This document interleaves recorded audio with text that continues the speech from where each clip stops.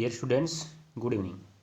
मैं पीयूष कुमार त्रिपाठी स्वागत करता हूं आप सभी का अपने YouTube channel SCS EDU point पर। तो आज मैं आपके सामने बोर्ड एग्जाम कैप्सूल श्रृंखला के तहत 2020 के अनसॉल्व पेपर का हल लेकर हाजिर हूं, जिसमें आज हम लोग सेट नंबर 1 के कुछ प्रमुख सवालों का अध्ययन करने वाले हैं और कल हम लोग संभवतः सेट नंबर 1 को समाप्त कर देंगे। तो आइए बिना देर किए हुए हम लोग आज की क्लास को शुरू करते हैं। तो चलिए देखिए, आज की क्लास का पहला सवाल कितना इम्पोर्टेंट सवाल है आपके लिए। आप जरा देखिए और इसको समझिए। लिखा हुआ है, समान ताप पर किन विलयनों के युग्म समपरासरी हैं। तो पहली बात तो समपरासरी विलयन क्या कहलाते हैं? ऐसे विलयन जो समान ताप पर समान परासरण दाब रखते हैं, जो समान ताप पर समान परासरण दाब रखते हैं। याद रखिएगा, ऐसे विलयन जो समान ताप पर समान परासरण दाब रखते हैं समपरासरी विलयन कहलाते हैं। ठीक है ना, ये बात को आप जरूर ध्यान में रखिएगा। तो आप देखिए कि जब हम समपरासरी विलयन की बात करते हैं तो उनका P1 बराबर P2 होता है। ठीक है, और जैसे ही हम P1 बराबर P2 करके, ध्यान से देखिएगा आप लोग, मैं एक बार पूरा विस्तार से आपको बता दे रहा हूँ। तो CST, चूँकि आप लोग परासरण दाब का फॉर्मूला जानते हैं, P बराबर CST। ठीक, तो CST रखते हैं और इधर भी CST रखते हैं, परंतु प्रॉब्लम यह है कि आपका C बदल सकता है, सांद्रता बदल सकती है, ताप भी बदल सकता है, यस नहीं बदलता है कभी भी। तो यस को मत बदलिए, C के साथ 1 लगाइए, T के साथ 1 लगाइए, उसके बाद आप इधर देखिए C के साथ 2 लगाइए, इधर T के साथ 2 लगाइए। ठीक है ना, तो आपका होगा क्या? देखिए, यस से यस तो कट गया, आपका बचा C1 T1 बराबर C2 T2, परंतु यहाँ आपका ऊपर बोला है समान ताप है, तो T1 बराबर भी T2 है, तो कट जाएगा। C1 बराबर क्या मिलता है यहाँ पे? C2। तो समपरासरी विलयनों की जो सांद्रता होती है, सांद्रता का मतलब समझते हैं आप? मोलरता। क्या जी? मोलरता समान होती है। ठीक है, तो तुरंत आप बताइए आंसर इसका कौन सा होगा। इनमें जिन विलयनों की मोलरता समान होगी वो समपरासरी होंगे, जिन विलयनों की मोलरता समान होगी वो समपरासरी होंगे। तो अब सवाल उठता है कि यहाँ पे देखिए, यहाँ पर भी तो 0.1 एम लिखा है, यहाँ पर भी 0.1 एम लिखा है, सांद्रता तो दोनों जगह समान है। अब बताइए कैसे ये समपरासरी होंगे क्या? अभी तो ये हो सकते हैं समपरासरी। इसका देखिए 0.1 एम 0.1 एम, ये भी हो सकता है समपरासरी। 0.1 एम 0.2 एम, ये तो पहले ही गलत हो गया। ये 0.1 एम 0.1 एम, ये भी हो सकता है। ये क्या हो गया? सवाल आपका गलत पूछ दिया क्या? बताइए, सवाल तो ऐसे पूछना चाहिए था ना, समपरासरी नहीं है। तो इसका मतलब हम लोगों ने या तो गलत पढ़ा है सवाल को, या तो उत्तर गलत दिया गया है। आप बताइए, आपके पास कोई जवाब है क्या? बोलिए, जवाब है? तो अब ध्यान दीजिए, जवाब होना चाहिए आपके पास, क्योंकि अब 1/2 गुणांक आपके सिलेबस में भैया आ चुका है। क्या आ चुका है आपके सिलेबस में? 1/2 गुणांक आ चुका है। तो आपको C1 बराबर C2 ही नहीं देखना है, IC1 बराबर IC2 देखना है। ठीक है ना? क्यों? क्योंकि परासरण दाब का फॉर्मूला होता है P बराबर I इंटू CST। ठीक है, तो अब इसका I1 हो जाएगा और इसका क्या हो जाएगा? I2। तो जिसका I1 बराबर I2 होगा वो होगा अब समपरासरी, क्योंकि C1 बराबर C2 तो आपने देख लिया। अब I1 बराबर I2 कीजिए। कैसे? आयन बराबर कीजिए। इसके लिए क्या बराबर कीजिए? आयन। I जो है आपका 1/2 गुणांक आयन पर ही तो निर्भर करता है। बोलिए आप लोग। ठीक है, तो चलिए अब देखिए जरा, यहाँ से मैं आपको दिखाता हूँ कि अब क्या होगा। यहाँ से आप NaCl की बात करिए तो बनाता है Na प्लस Cl माइनस। कितने आयन हो गए? 2 आयन हो गए। 1 + 1 = 2। ये Na2SO4 है, मतलब बनाता है 2Na प्लस और SO4 पे 2 माइनस। देखिए 2 सोडियम 1 सल्फेट, टोटल 3 हो गए। तो ये अब नहीं रह गया समपरासरी। ठीक है ना? उसके बाद देखिए यूरिया आयनित ही नहीं होता है, NaCl 2 आयन देता है, तो ये भी नहीं हो जाएगा। ये तो पहले से ही गलत था, मान लीजिए ये आपका सही है, लेकिन क्रॉस चेक कर लेते हैं एक बार। देखिए कैल्शियम नाइट्रेट था, कैल्शियम 2+ देता है और NO3 क्या देता है? माइनस देता है, परंतु कई ठो रहता है? 2 ठो रहता है। देखिए 1 ठो ये है और 2 ठो ये है, टोटल कितने हुए? 3। इसका ज़रा देखिए Na2SO4 का, Na2SO4 का कितना प्लस होगा? 2Na प्लस होगा ना। देखिए मैं इधर लिख देता हूँ 2Na प्लस और SO4 पे 2 माइनस, तो 2 एक है ये, 2 है ये, कितने हो गए इसके पास 3। तो इसमें भी 3 आयन और इसमें भी 3 आयन, मोलरता भी समान, इसका मतलब यही विलयन है समपराशरी हो जाएगा। तो अब देख लीजिएगा, समपराशरी चेक करते समय पहले आप मोलरता चेक करेंगे, मोलरता चेक करने के बाद आयन चेक करेंगे, ठीक है। मोलरता अगर एक से ज़्यादा लोगों की बराबर दिख रही है तो आपको आयन चेक करना पड़ेगा, और अगर आपके आयन बराबर दिख रहे हैं तो आप कहेंगे कि समपराशरी विलयन है, ठीक है। ये बात को ध्यान में रखिएगा। ये पिछले साल तक ये सवाल हमारे सिलेबस में नहीं था, परंतु इस साल ये सवाल हमारे सिलेबस में आ चुका है, याद रख लीजिएगा आप लोग इस बात को, ठीक। तो चलिए अगले सवाल पे चलते हैं। ये तो आपका वही पैटर्न पे आ गया जो मैंने आपको पढ़ाया हुआ था। सक्रियता का घटता क्रम लिखना है, घटती हुई सक्रियता। तो आपको पता होना चाहिए कि जो सक्रियता है वो E0 RP से उल्टा संबंध रखती है, विपरीत संबंध रखती है। मतलब सक्रियता का आपको घटता क्रम लिखना है, अगर कौन सा क्रम लिखना है, घटता क्रम लिखना है अगर आपको, तो आप E0 RP का बढ़ता क्रम लिख देंगे। E0 RP का कौन सा क्रम लिख देंगे आप, बढ़ता क्रम लिख देंगे। हो जाएगा कि नहीं हो जाएगा। तो आप सबका देखिए, मानक इलेक्ट्रोड विभव जो दिया गया वो E0 RP ही होगा। अगर ऑक्सीकरण देना होता तो बोल के बताता आपको ऑक्सीकरण है। तो इन चारों को बढ़ते क्रम में लिख दीजिए ना, मतलब सबसे छोटा सबसे पहले, फिर उससे बड़ा उसके बाद। तो इन दोनों चारों में सबसे छोटा कौन सा, चिन्ह के साथ बोलिएगा आप। -2.0, -2.0, फिर उसके बाद आएगा -0.67, ये 76, फिर आएगा प्लस में 0.34, फिर आएगा प्लस में 1.5। तो देखिए माइनस में 2.0 आ गया, फिर उसके बाद आ जाएगा आपका माइनस में 0.76, फिर आ जाएगा आपका माइनस ये प्लस में 0.34, फिर आ जाएगा आपका प्लस में 1.5 वोल्ट, 1.5 वोल्ट। तो किसका किसका है ये, बोलिए। यही तो आपका होगा सक्रियता का घटता क्रम, सक्रियता का घटता क्रम। -2.0 किसका है, देखिए तो ज़रा। -2.0 है बी का, फिर है डी का, फिर है सी का, फिर है ए का। तो बी है, फिर डी है, और फिर सी है, और फिर ए है। क्योंकि घटता क्रम पूछा है तो आपका क्रम ऐसे लगेगा। तो देख लीजिए BDCA कौन सा ऑप्शन है, BDCA कौन सा ऑप्शन है जी इसमें, 1 2 दूसरा नंबर ऑप्शन आपको दिख रहा है BDCA, यही हो गया आंसर आपका, ठीक है। तो आप आराम से इसको सवाल को लगा सकते हैं अच्छे से समझ कर, ठीक है। चलिए अब चलते हैं हम लोग अगले सवाल पर। आइए जरा, अगला सवाल कह रहा है कि निम्नलिखित में से कौन सी अभिक्रिया शून्य कोटि की है। शून्य कोटि की अभिक्रिया बतानी है आपको इसमें। तो आइए जरा देखिए, शुरू से बात करते हैं। ये एस्टर है, जिसमें CO ग्रुप दिखता है, एस्टर है। एस्टर का क्षारीय अपघटन जब होता है, एस्टर का जब क्षारीय अपघटन होता है, ध्यान दीजिएगा, ठीक है, तो वो आपका एक कोटि की अभिक्रिया होती है। कौन सी अभिक्रिया होती है, एक कोटि की। देखिए आणविकता 2 दिख रही है, एक ये है, एक ये है, 2 है, लेकिन कोटि एक है। इसीलिए आप इसको आभासी एकाणुक कह सकते हैं। आभासी एकाणुक अभिक्रिया, उसके उदाहरण में आप इसको लिख सकते हैं।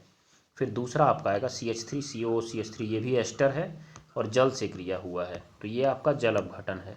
क्या है, जल अपघटन है। तो जो जल अपघटन की क्रियाएं होती हैं वो भी आपकी एक कोटि की होती हैं। कितने कोटि की, एक कोटि की। तो इसमें भी देखिए 2 अणु दिख रहे हैं लेकिन कोटि एक है, इसलिए ये भी एकाणुक का उदाहरण में आ जाएगी। तो ऊपर के 2 उदाहरण आपके आभासी एकाणुक अभिक्रिया के उदाहरण हैं, ठीक है। तीसरी अभिक्रिया की आप कोटि बता नहीं सकते हैं, क्योंकि हमने कहा था कि कोटि एक प्रयोगात्मक राशि है, उसे आप रिएक्शन देखकर नहीं बता सकते। तो फिर आप कहेंगे कि ऊपर वाला कैसे बताया आपने, तो मैंने कहा ये सब चीज़ें प्रयोग करके बताई गई हैं, ठीक है। क्षारीय अपघटन की क्रियाएं एक कोटि की होती हैं, जल अपघटन की क्रियाएं एक कोटि की होती हैं, याद रखिएगा। ये जो आपका लास्ट रिएक्शन दिख रहा है ना, ये वाला, ये आपका है द्वितीय कोटि की अभिक्रिया। कौन सी अभिक्रिया जी, द्वितीय कोटि की अभिक्रिया है ये बात को आप ध्यान में रखिएगा। तो इस हिसाब से तो कोई ऑप्शन नहीं सही हुआ, क्योंकि इसमें तो आपको मालूम ही नहीं है, 2 1 3 हो जाना चाहिए, कोई ऑप्शन नहीं सही हुआ। तो मैं आपको एक बात बता देता हूँ कि इस प्रश्न में हो गई है मिसप्रिंटिंग, ध्यान में रखिएगा। यहाँ पर होना चाहिए था प्रकाश ऊर्जा hν। क्या होना चाहिए था जी, प्रकाश ऊर्जा होना चाहिए था hν, ठीक है। ये बात को आप ध्यान में रखिएगा। तो यहाँ पे hν आप लिख सकते हैं, तब जाके ये अभिक्रिया होगी शून्य कोटि की। किस कोटि की होगी जी? शून्य कोटि की होगी। ठीक है, तो ये अभिक्रिया हो जाएगी अब शून्य कोटि की। इसका मतलब ऑप्शन नंबर आपका कौन सा इसमें सही होना चाहिए? 4 नंबर। वैसे सवाल के हिसाब से देखा जाए तो कोई ऑप्शन सही नहीं है, याद रख लीजिएगा। तो आप इसमें से नहीं दिख रहा है तो भी 4 नंबर पे टिक मार करिएगा, क्योंकि मिसप्रिंट के कारण हो सकता है कि ये H2+Cl2 लिख दिया गया हो, लेकिन वास्तव में ये 2 कोटि की अभिक्रिया हो चुकी है। ध्यान दीजिएगा। अगर ये HNu या, ध्यान दीजिएगा, अगर ये HNu या बंद नली में कराई जाए, बंद नली में कराई जाए तभी ये शून्य कोटि की होती है, अन्यथा हमेशा ये द्वितीय कोटि की ही होती है। ध्यान में रख लीजिएगा इस बात को। आसानी से मैंने समझा दिया आपको एकदम अच्छे तरीके से। चलिए फिर देखिए, एमाइडों से एमीन बनाने में प्रयुक्त अभिकर्मक क्या है?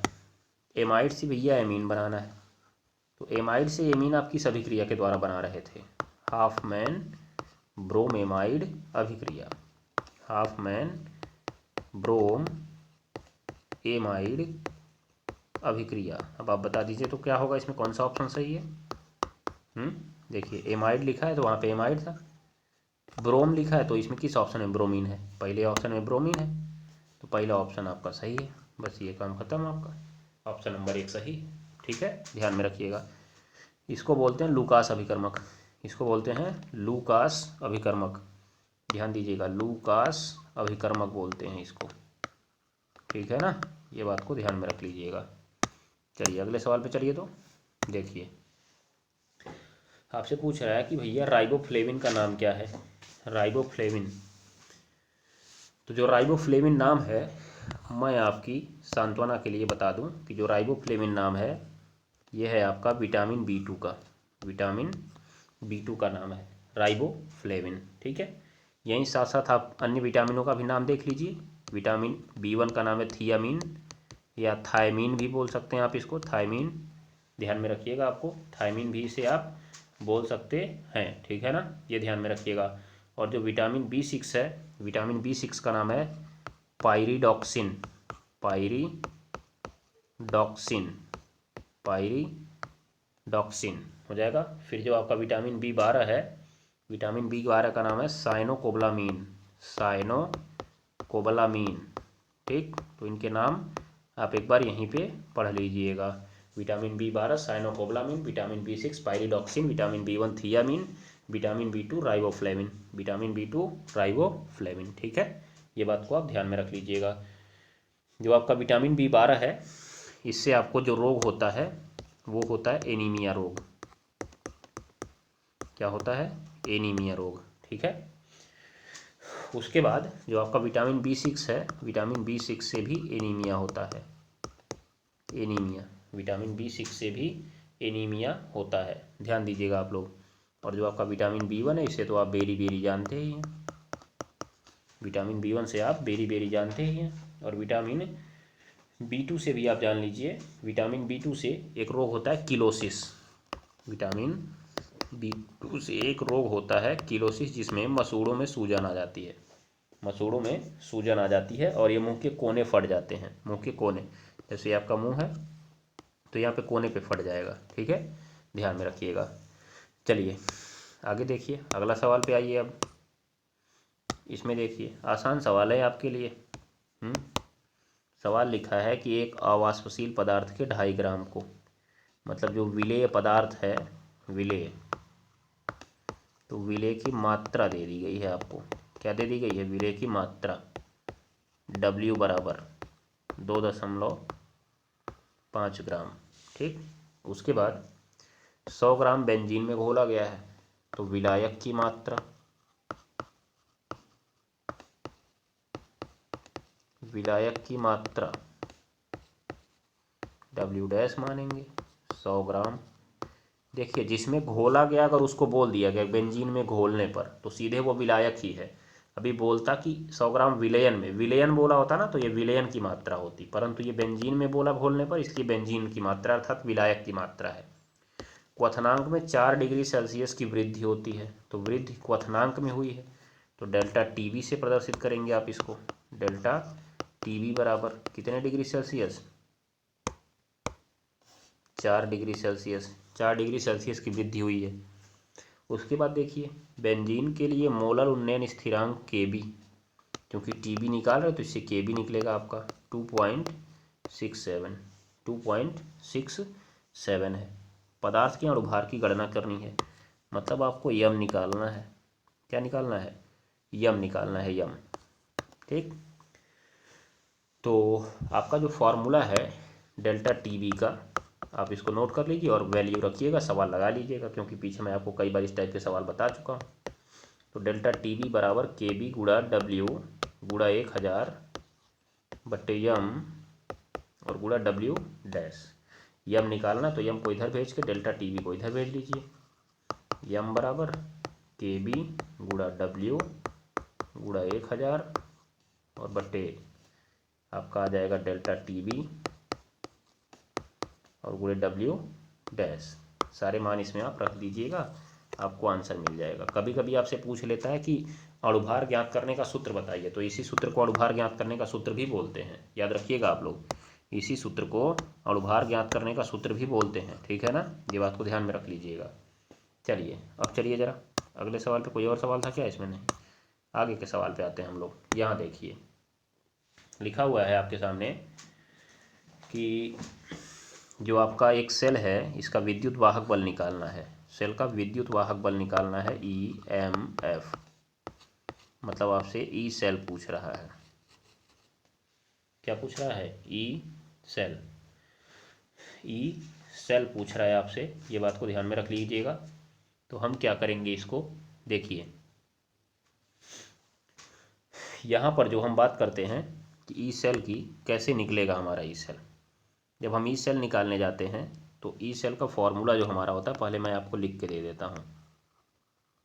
देखिए ई सेल बराबर एक होता है E naught cell plus 0.059 upon n into log base 10।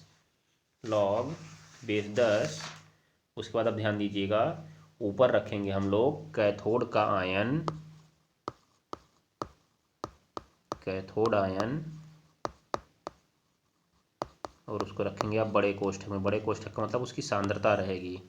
नीचे लिखिएगा एनोड आयन। क्या लिखेंगे आप? एनोड आयन, ठीक है। और अगर यहीं पे देखिए, यहीं पे मैं एक बात और बता देता हूँ आपको, जिससे आप कंफ्यूज ना हो। यहीं पे अगर आप प्लस की जगह कर दीजिए माइनस, तो ये नीचे वाला ऊपर चला जाएगा, ऊपर वाला नीचे चला आएगा, मतलब एनोड ऊपर चला जाएगा और कैथोड आपका नीचे चला आएगा। ये बात को आप ध्यान में रख लीजिएगा, ठीक।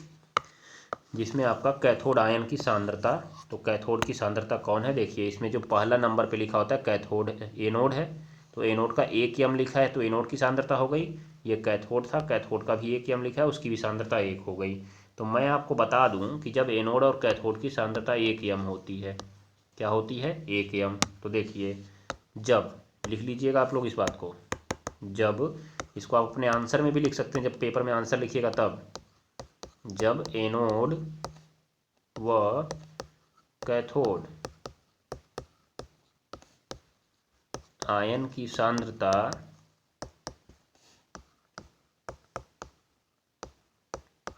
1 यम होती है।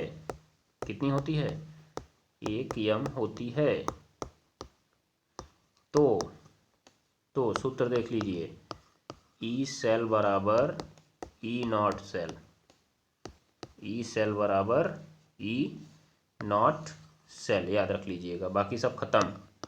तो ई सेल बराबर ई नॉट सेल का फॉर्मूला लिखना है, तो ई नॉट OP और प्लस ई नॉट RP।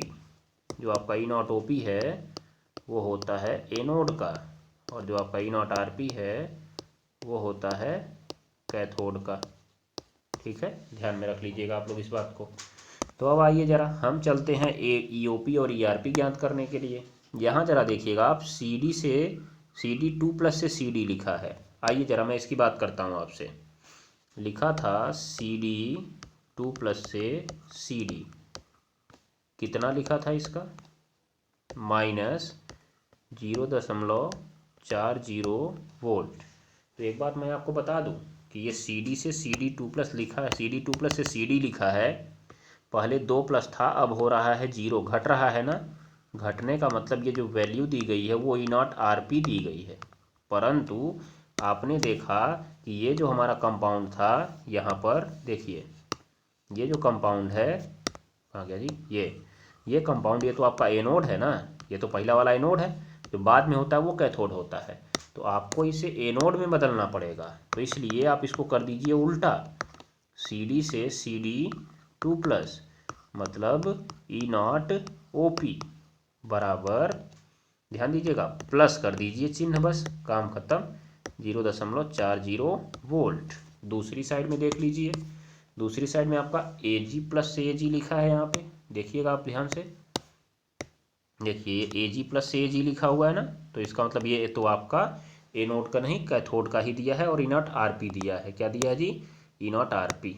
ध्यान दीजिएगा आप लोग, तो यहाँ पर आपका लिखा है ए जी प्लस से ए जी बराबर कितना लिखा है जी, प्लस 0.80 प्लस 0.80 वोल्ट, इसका मतलब ये ई नॉट आर पी दिया ही है। तो ये कैथोड था ना आपका, ये कैथोड था, इसलिए इसका ई नॉट आर पी चाहिए भी था, और ये एनोड जो है इसका हमको ई नॉट ओ पी चाहिए था, इसलिए बदलना पड़ा। तो आ जाइए ज़रा फॉर्मूले में रख के जोड़ दीजिए, देखिए यहाँ पे आपका ये फार्मूला है कि नहीं है, ये आपका फार्मूला है, इसी में रखिए और जोड़ दीजिए दोनों को। तो ई नॉट ओ पी की वैल्यू थी 0.40 और ई नॉट आर पी की वैल्यू थी प्लस में 0.80, दोनों जुड़ जाएंगे तो 80 और 40 120 प्लस में आ जाएगा आपका, ये हो जाएगा आपका ई सेल, बस याद रखिएगा। तो जब भी आपको यहाँ पर इसकी सांद्रता देखिएगा, यहाँ पर जो सांद्रता है आपको हमेशा जब भी 1 यम दी जाए, 1 यम, तो आप कुछ मत करिए, सीधे सीधे ई नॉट ओ पी और ई नॉट आर पी जोड़ दीजिए, वही ई सेल हो जाता है। जब भी यहाँ पे 1 यम आपको दिया जाएगा, 1 यम 1 यम, अगर ये दशमलव में दे रहा है, कुछ और दे रहा है, तभी पूरा ये वाला फार्मूला लगाइएगा, अन्यथा आप सीधे सीधे ये पीछे वाला फार्मूला लगा सकते हैं, ये नंबर फार्मूला आप लगा सकते हैं। कहाँ भाग गया जी, हाँ सीधे सीधे आप इस फार्मूले को लगा सकते हैं, कब, जब 1 यम दोनों की सांद्रता दी गई हो तब, ठीक है। चलिए तो अब हम चलते हैं अगले सवाल की तरफ, अगले सवाल की तरफ कूच करते हैं। देखिए ज़रा, ये सवाल आपको लगा लेना चाहिए, क्या है सवाल आपका, H2SO4 का एक नमूना है, 94% W/V है, तो तुरंत ही आप इसका जवाब लिखेंगे। देखिए कैसे लिखेंगे, तुरंत ही कहेंगे आप कि चूंकि 94% W/V है,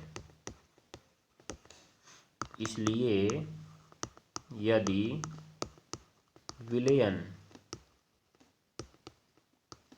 बराबर 100 ml, देखिए मैं इसका अर्थ आपको समझाता हूँ, ये 94% लिखा है, तो 94% का मतलब आप लिख सकते हैं 94/100, क्योंकि किसी के साथ परसेंट लगा है उसको बट्टे 100 लिख दीजिए, और आपका लिखा है कोष्ठक में W/V, तो जो V होता है उसका मतलब है ml, और जो W होता है उसका मतलब होता है ग्राम, तो जो ऊपर होता है वो होता है विलेय, याद रख लीजिएगा, और जो नीचे होता है वो होता है विलयन। तो अब आप बताइए कौन कितना हो जाएगा, यही कन्फर्म है आपका, याद रख लीजिएगा। अगर ऊपर नीचे दोनों W होता तो ये भी ग्राम लिखा जाता, वो भी ग्राम। तो देखिए विलयन यहाँ कितना ml हो गया, बताइए ज़रा आप, विलयन हो गया आपका 100 ml, विलेय हो गया आपका 94 ग्राम, विलेय हो गया 94 ग्राम, ठीक है। तो विलयन आपका 100 ml, तो जो आपका विलेय है, विलेय वो तो W ही रहेगा, तो कितना ग्राम, 94 ग्राम। तो चूंकि जब आपको निकालना है, क्या निकालना है, आपको निकालना है मोललता, तो मोललता का सूत्र जो होता है W/m गुणा W' होता है, अर्थात विलायक की किग्रा में मात्रा होती है, किस में मात्रा होती है, विलायक की किग्रा में मात्रा, परंतु यहाँ विलायक पता ही नहीं चला। तो आपको विलायक कैसे मालूम चलता है, जैसे मान लीजिए आपका विलयन कैसे बनता है, देखिए पीछे ज़रा देखिए, विलयन आपका कैसे बनता है, विलयन जो आपका विलयन बनता है वो विलेय प्लस विलायक करने पर बनता है। तो अगर आपको विलायक निकालना है तो आपको विलेय को घटा देना पड़ेगा विलयन में से, देखिए ज़रा विलयन में से आप विलेय को घटा दीजिए, परंतु प्रॉब्लम यह है कि जब आप विलयन में से विलेय घटाने जाएंगे तो ये ml में है और ये ग्राम में है, तो गलत है ना, ये याद रखिएगा आप लोग। तो ये जो ml है ये आपका आयतन होता है, आयतन। तो आप आयतन में भैया द्रव्यमान कैसे घटा सकते हैं बताइए, घटा पाएंगे क्या? नहीं घटा पाएंगे। इसका सॉल्यूशन आपको सवाल में दिया है, यहाँ देखिए ऊपर लिखा है घनत्व 1.84 ग्राम प्रति ml है। तो जैसे ही आपको घनत्व लिख के दे दिया गया, तुरंत ही आप देखिए यहाँ पे लिखिएगा विलयन का घनत्व, ठीक है, बराबर 1.84 ग्राम प्रति ml, ठीक है, ये ध्यान में रख लीजिएगा। अब क्या हो जाएगा, इतना तो आपने कर दिया। तुरंत ही आपको निकालना है विलयन का द्रव्यमान, क्योंकि आपको घटाना है ना, तो इसका भी द्रव्यमान चाहिए आपको। विलयन का द्रव्यमान निकालना है, W डैश नहीं, कोई फर्क नहीं पड़ता है, वो विलायक का होता है, कोई फर्क नहीं पड़ता है, केवल विलयन का द्रव्यमान निकालिए। तो द्रव्यमान का फॉर्मूला होता है आयतन गुणा घनत्व। तो पीछे देखिए विलयन कितना ml आयतन लिया आपने, टोटल 100 ml लिया है और उसमें आपको 1.84 का मल्टीप्लाई करा देना है, तो आ जाएगा आपका 184 ग्राम। अब आप आराम से निकाल सकते हैं विलायक। क्या निकाल सकते हैं? विलायक। देखिए अब निकाल लेंगे आप विलायक की मात्रा, विलायक की मात्रा W डैश बराबर विलयन की मात्रा, ध्यान से देखिएगा, विलयन की मात्रा माइनस किसकी मात्रा? विलेय की मात्रा। तो क्या होगा जी, देखिए जरा, विलयन की मात्रा कितनी आई है अभी आपकी? 184 आई है और विलेय आपका था 94 ग्राम, घटा देंगे तो बच जाएगा आपका 90 ग्राम। परंतु आपको इसे किग्राम बदलना है, तो 90 बट्टे आप कर दीजिए 1000, एक जीरो से एक जीरो कट गया, तो 90 बट्टे 100 kg आ गया। तो कौन आ गया? ये W डैश। अब आपको किसको घोला गया है? H2SO4 का एक नमूना है, तो H2SO4 का मोलर द्रव्यमान भी भैया निकाल लीजिए। H2SO4 का मोलर द्रव्यमान देखिए यम बराबर, डायरेक्ट मैं लिख देता हूँ 98, क्योंकि पीछे मैं कई बार आपको बता चुका हूँ। अब आप लगा लीजिए मोललता का सूत्र। मोललता का सूत्र होता है W बट्टे यम गुणा W डैश, जहाँ W डैश किग्रा में होता है तो kg में। तो सारे मान रख दीजिए।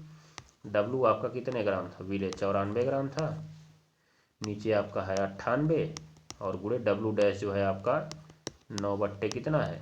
100 है।